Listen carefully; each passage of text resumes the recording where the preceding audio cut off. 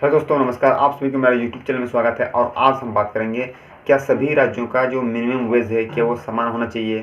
क्या हम ये भी बोल सकते हैं क्या सभी राज्यों का जो वेतन है क्या वो समान होने चाहिए, और यदि समान नहीं है तो किन कारणों से नहीं है, क्या क्या उन फैक्ट है, आज हम इस वीडियो में बात करेंगे।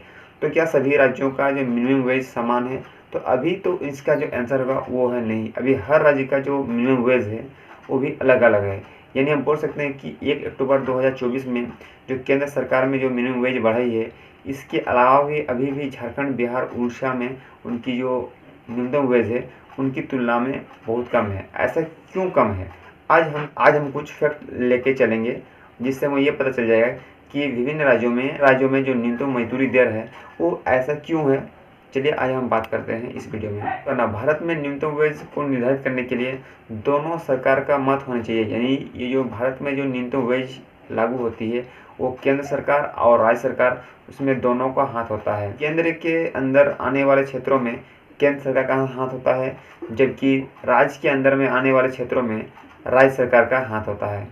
अभी यहाँ पॉइंट आता है कि हर राज्य का जो वेज है वो अलग अलग क्यों है। विभिन्न राज्यों का मिनिमम वेज अलग अलग होने का बहुत सारे कारण हो सकते हैं, जिनमें पहला कारण है उनकी जीवन यापन की लागत। देखो, प्रत्येक राज्य का जीवन यापन की जो स्थिति है वो अलग अलग है, और इसीलिए जो राज्य सरकार है वहाँ की जो जीवन यापन और वहाँ की जो आर्थिक स्थिति को देखकर ही न्यूनतम जो मजदूरी है वो तय करती है। उनका जो दूसरा पॉइंट है वो है उद्योग। यानी विभिन्न राज्यों का जो उद्योग है अलग अलग है। कुछ राज्यों में लौह पत्थर मिलते हैं, तो कुछ जगह में कोयले मिलते हैं, कुछ जगह में सीमेंट बनाने के लिए रॉ मटेरियल मिलते हैं, तो कुछ जगह में सॉफ्टवेयर डेवलप होते हैं, कुछ जगह में स्टील डेवलप होते हैं, तो कुछ जगह में कपड़े उद्योग होते हैं। तो अलग अलग सेक्टर जैसे बैंकिंग, एग्रीकल्चर हो गया, कोल हो गया, तो हर जगह की जो रेट है वो अलग अलग इसलिए है क्योंकि वहाँ के उद्योग ही अलग अलग है। तो ये उनका दूसरा जो मुख्य कारण था।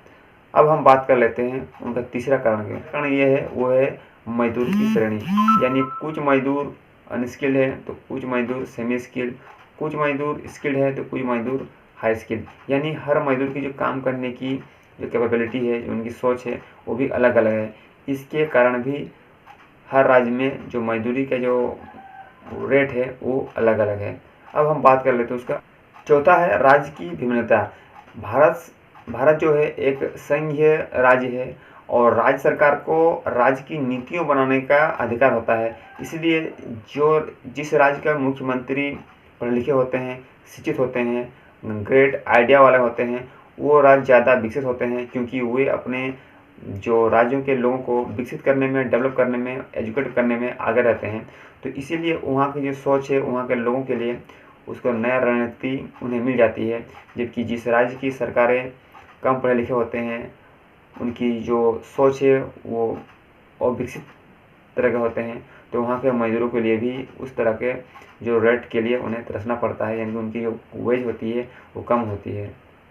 यानी हम ये भी बोल सकते हैं कि जिस राज्य सरकारें विकसित काम करवाते हैं, डेवलप वाले काम करवाते हैं, उनकी जो दरें हैं उनको वहाँ के मजदूरों के लिए भी वो प्लस पॉइंट होते हैं। जिन राज्यों की सरकार कमज़ोर होती है वहाँ के लोगों के लिए भी जो उनकी मजदूरी दर भी कम होती है। इनका पांचवा पॉइंट है वो है इसका आर्थिक स्थिति। प्रत्येक राज्य की जो आर्थिक स्थिति है वो भी अलग अलग है, इसीलिए प्रत्येक राज्य की जो मजदूरी दर है वो भी अलग अलग है। जो उसका छठवां पॉइंट है वो है उसका प्राकृतिक उद्योग। यानी बोल सकते हैं कि जो प्रकृति ने प्रत्येक राज्य को कुछ ना कुछ उपहार दिए हैं। कहीं पर कोयला दिए हैं तो कहीं लोह पत्थर दिए हैं, कहीं पर सीमेंट बनाने के रॉ मटेरियल दिए हैं, तो कहीं पर सेमीकंडक्टर दिए हैं। तो उस राज्य की उस संपदा को लेके ही वो लोग काम करते हैं, जहाँ उनकी रेट निर्धारित होती है कि किस राज्य में क्या मजदूरी तय होगी।